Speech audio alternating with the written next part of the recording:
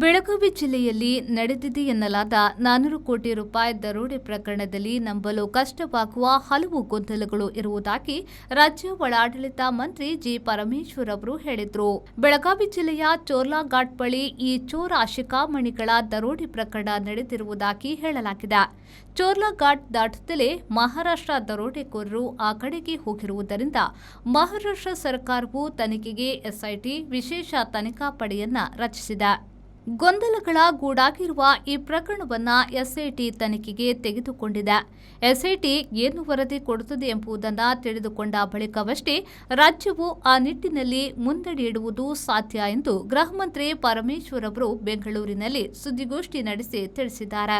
400 ಕೋಟಿ ದರೋಡೆ ಎನ್ನುವುದರಲ್ಲಿ ವದಂತಿಯ ಗಂಟು ದೊಡ್ಡದು ಎಂದು ಜಿಲ್ಲೆಯ ಸಚಿವರಾಗಿರುವ ಸತೀಶ್ ಜಾರಕಿಹೊಳಿಯವರು ತಿಳಿಸಿದ್ದಾರೆ. ದರೋಡೆಯಲ್ಲಿ ಪೊಲೀಸರು ಬಾಕಿ ಎಂಬ ವದಂತಿಯೂ ಇದೆ. ಅಂಥದ್ದೇನೂ ಕಂಡು ಬಂದಿಲ್ಲ. ಈ ಘಾಟ್ ವಿಭಾಗವು ಕರ್ನಾಟಕ, ಮಹಾರಾಷ್ಟ್ರ, ಗೋವಾ ಗಡಿಭಾಗವಾಗಿದೆ.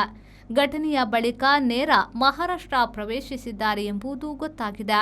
ವಾಹನ ಹೈಜಾಕ್ ಮಾಡಿದವರು ಮಹಾರಾಷ್ಟ್ರದವರು, ದೂರು ನೀಡಿದವರು ಮಹಾರಾಷ್ಟ್ರದವರು, ತನಿಖೆ ನಡೆಸುತ್ತಿರುವವರು ಮಹಾರಾಷ್ಟ್ರದವರು, ಅದು ಕಾಂಗ್ರೆಸ್ನ ದುಡ್ಡು ಎಂದು ಹೇಳಿರುವವರು ಮಹಾರಾಷ್ಟ್ರದವರು.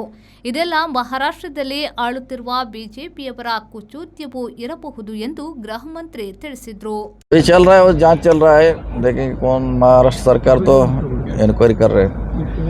जो भी हमारा सपोर्ट चाहिए कर्नाटक गवर्नमेंट और बेलगाम डिस्ट्रिक्ट पुलिस विभाग, हम सहयोग करने के लिए पूरी तरह तैयार हैं.